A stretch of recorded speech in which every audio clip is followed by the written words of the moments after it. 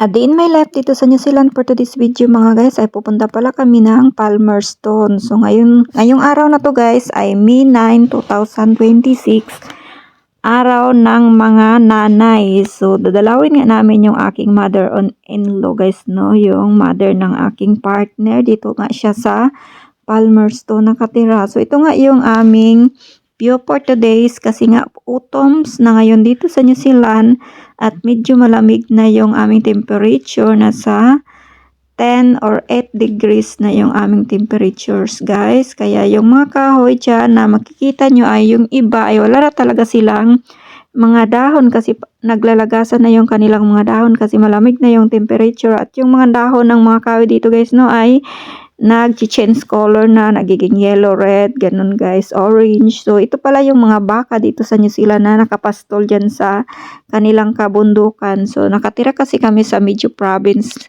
guys, no, sa medyo bulubundukin. Galing sa amin siguro nasa 45 minutes papuntang city ng Palmerston. So ngayon guys, day off kasi, Sunday, wala akong pasok. Kahapon may overtime kami, Saturday, kaya hindi kami nakagala. So ngayon lang kami gumala papuntang Palmi. Pagkatapos nga naming dalawin yung nanay niya guys ay bibili na rin kami ng mga grocery namin. So ito nga yung aming binabaybay papuntang Palmi. So marami ka talagang makikita na mga kabundukan dyan, mga bahay. Ayan yung mga tupa na nakapastol. So ito na yung aming dinadaanan. Medyo malayo-layo kasi guys, nasa 45 minutes galing sa amin papuntang city ng Palmi.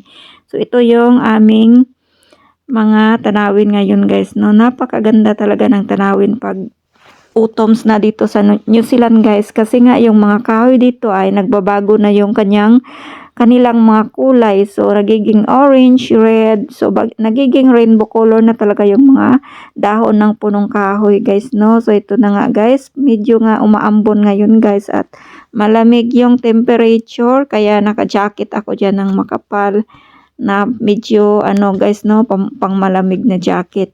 So ito nga yung mga baka dito sa New Zealand guys, no. Ang daming mga baka. 3 PM na kasi guys, kaya nag-line up na yung baka papunta sa milking section. So ganito yung aming view for today guys. Ito yung aming dinadaanan papuntang Palmi. So medyo malayo-layo nga guys, no. So wala ka talagang makikita na mga sasakyan ngayon guys, no, kasi nga kahit nga nasa city na yung New Zealand talaga guys, na ay medyo konti lang yung population kasi nasa 5 million lang yung population plus dito guys, no. Kaya hindi talaga matraffic ang New Zealand except na lang sa malalaking city kagaya ng Wellington or Auckland. Pero dito sa amin guys, wala talagang traffic dito sa aming tinitirahan. At dito sa Palmerston, wala talagang traffic. So ayan nga yung mga bakahan nila dyan guys, no. Malawak talaga yung lupain dito sa New Zealand guys, na walang mga nakatirang tao. So ito na nga guys, dumating na nga kami dito sa Palmi. So ito na yung binabaybay namin. Papunta kami doon sa nanay niya at dinalhan niya nga ng bulaklak at dinalhan ko na rin ng gift na yung medyo ano guys, no, yung pajama na corduroy at medyo makapal din na pwede niyang suotin kahit winter. So, nag-order nga ako sa Timo guys, tapos medyo malaki sa akin. So, ang ginawa ko, binigay ko na lang sa aking mother-in-law. Nagustuhan niya naman kasi nga kailangan niya talaga ng ano guys, yung jogger pants kasi ayaw niya nang magsuot ng yung mga jeans or yung masisikip na mga pantalon kasi matanda na kasi siya guys. So, gusto niya yung maluluwag na lang yung kanyang suotin, yung mga comfortable. So, ito nga yung view dito sa malapit na kami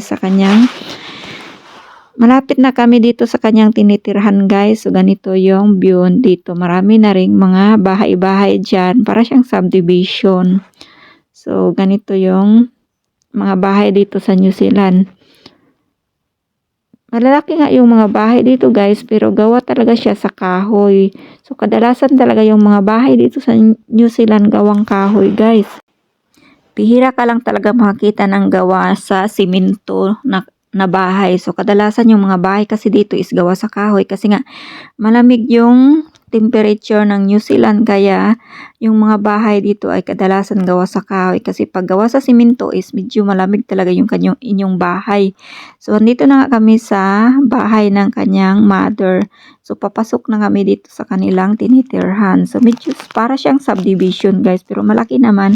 So andito na nga yung aming nanay guys, no. So dito kami muna magstay ng siguro nasa 1 hour. So, ayun nga guys, inopen na niya yung kanyang regalo at nagustuhan naman niya.